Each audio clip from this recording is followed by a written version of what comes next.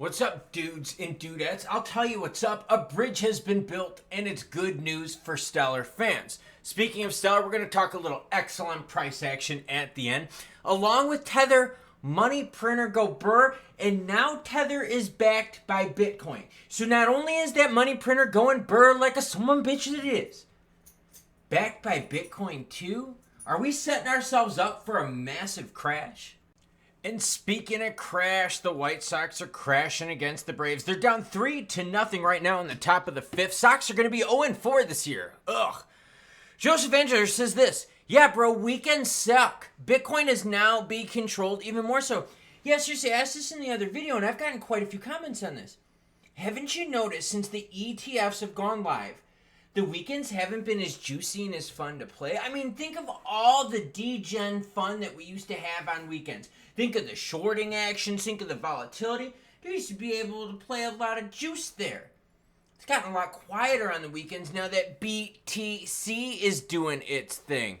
Praley says it's pronounced Jimenez. Yes, I know Eloy Jimenez and how to pronounce his name, but if he doesn't start performing, his name is going to be pronounced Trey did. Bitcoin sitting at 69,593. Nice there, Bitcoin. 3482. If Bitcoin now crashes and Tether is backed by a bunch of Bitcoin, wouldn't that mean that the backing that Tether has, which is supposed to be pegged 1-to-1, would then be worth a whole hell of a lot less? So now they're going to be speculating in their reserves. We're going to talk about that coming up. Seriously, are we setting ourselves up for some massive messiness? Look at Sol. I know it's in the red, but 192 is the dollar sign. XRP 61 cents. XLM 13.3. Look at VeChain still holding strong at 4.4.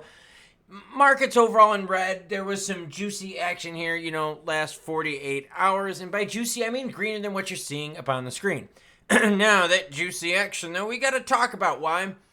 Tether boosts its reserves with 8,888 BTC. A wallet address associated with the company shows Bitcoin holdings of 75,354. That's a lot. For $626 million. That's how much they bought in the 8,000 BTC. So now when you look at it, let's look at money printer go burr here real quick, okay? And let's swing ourselves on over to Tether here. And let's take a look at the market cap real quick. Okay, zoom it out. Oh, money printer keeps going burr. Even though everything in the economy has been not the best, Tether for some reason is just on an absolute tear right now. Look over this last month. It's just not stopping. So now they're the 7th largest BTC holder. Stablecoin giant Tether continues to load up on Bitcoin, bringing its total holdings of the asset to around 5.2 billion. So now we have them. We've got Sailor, MicroStrategy. You got the miners out there. And don't worry, we're going to talk about a really good bridge. Good news for Stellar fans out there. But all these companies, they're so heavy in this one asset where if that asset were to lose its value, their risk is through the roof. And it's not just risk, it becomes actualization at that point.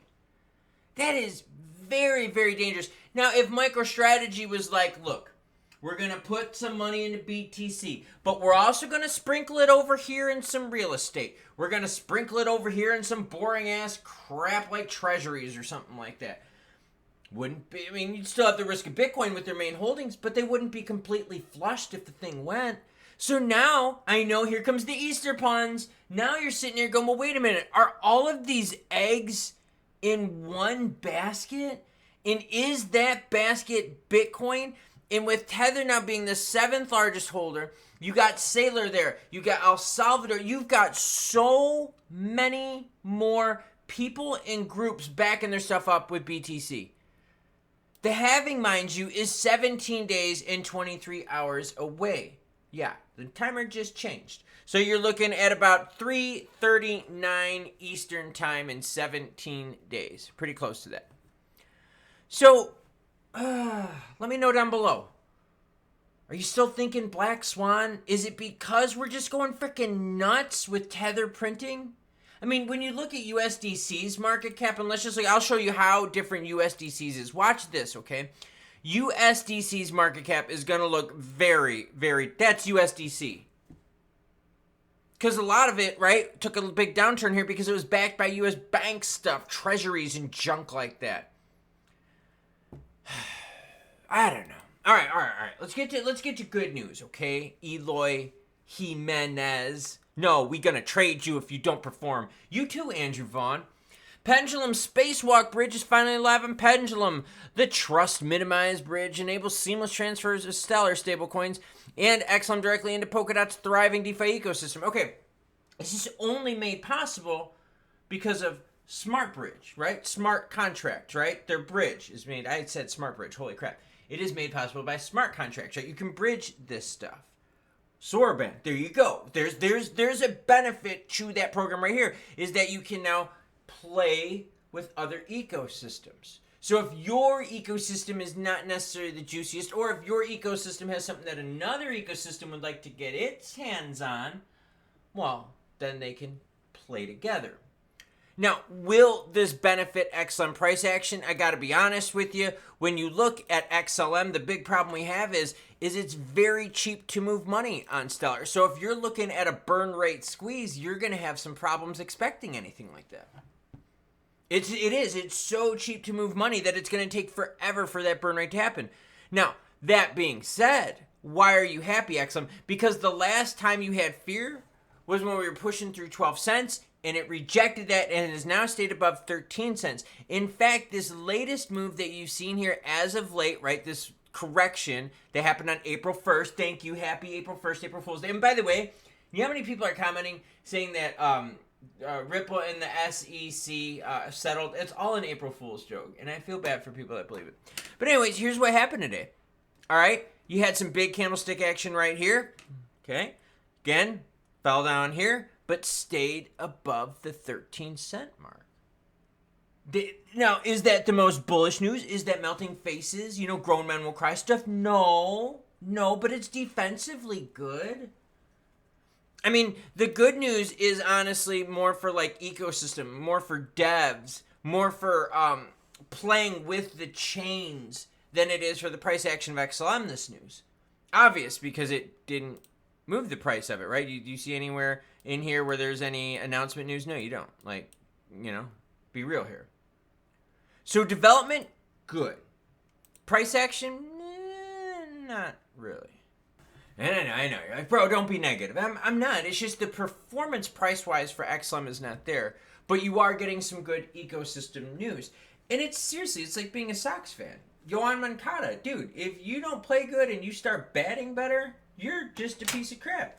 Andrew Vaughn, how long are we going to wait for you to take the next step?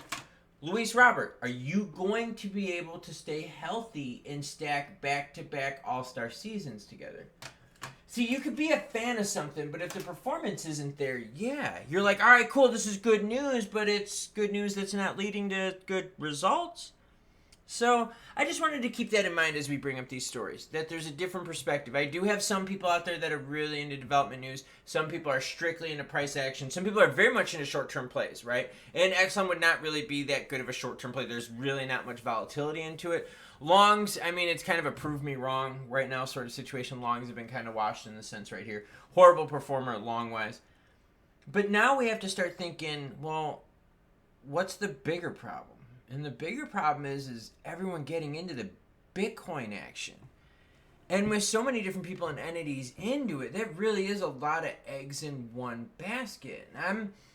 I guess I understand it, because I understand as Bitcoin gets bigger, more and more people are going to pile into it. I understand that concept.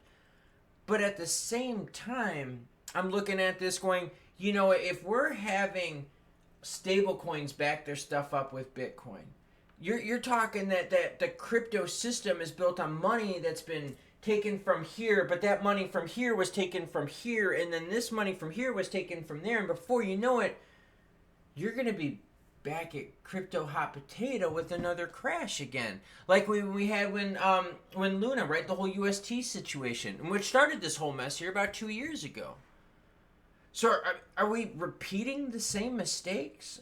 Is the crypto economy and crypto ecosystem is like a big picture thing, just not maturing yet. Yeah, we got rid of some of the bad actors.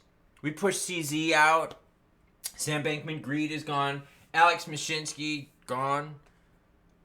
But like, if the Tether conglomerate is like doing the same stupid thing, and they're all backed by the same thing, and they're all borrowing from each other, we're just almost getting ready to set ourselves up for another FTX situation. But I want to hear from you. Is the whole Tether situation right now something that has you extremely concerned? Seeing that now the reserves are backed that much by Bitcoin, and how much else is backed by Bitcoin?